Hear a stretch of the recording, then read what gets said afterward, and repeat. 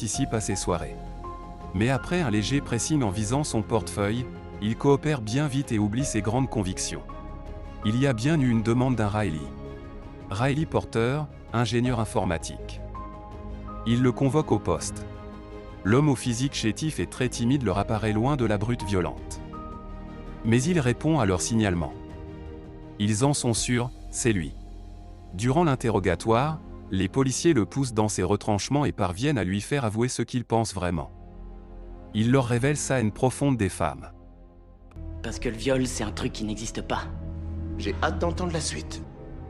Nous avons tous droit à la vie, à la liberté, au bonheur, et le sexe nous apporte du bonheur. Riley est un incel. Grâce à leurs recherches, les policiers sont tombés sur cette communauté du dark web. Ils se désignent incels, les célibataires involontaires. Ce groupe derrière leurs écrans réunis par leur jalousie, et haine envers les personnes plus chanceuses génétiquement, et leurs absences d'épanouissement amoureux, les pousse à des actes extrêmes. La cible préférée de leur haine, les femmes. Aux États-Unis, ils sont considérés comme des terroristes. Ils tentent de pousser Riley dans ses retranchements qui remplit le profil, mais malheureusement pour eux, il a un alibi pour le soir de l'agression de Bess. Durant l'interrogatoire, une nouvelle attaque a lieu, cette fois plus tragique encore. Le petit ami, John Quinn, s'est fait tirer dessus. Une balle dans la tête. À l'hôpital, les parents de John, la victime, sont interrogés par la police. Ils avaient un fils prodigue dont ils étaient fiers, beau, sportif, et à succès. Cela crée des jalousies. Mais n'en reviennent pas qu'on ait pu lui faire ça. Aujourd'hui il est entre la vie et la mort.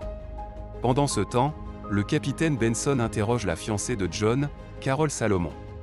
Elle a aussi été victime d'une AS. L'agresseur, pendant son acte abject, a dit une chose étrange. Son ami aurait dû le faire, mais pour ce cas-là, il voulait le faire lui-même. Malgré son traumatisme et sa nuit horrible, elle ne s'inquiète que pour John. Elle décrit aussi un homme petit et mince, mais cette fois, il a nommé le petit ami John et non Chad, et l'appelait bien Carol, et non Stacy. Discrètement, on annonce à Olivia la mauvaise nouvelle. John ne s'en est pas sorti.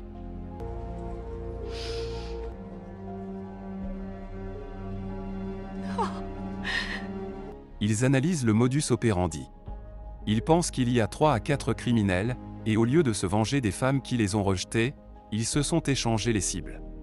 Ils ne peuvent pas garder Riley, mais sont certains qu'il fait partie de la conspiration. Ils insistent avec le procureur pour obtenir un mandat pour accéder à son PC. Riley est un geek solitaire, donc toute sa vie est dessus, et par conséquent,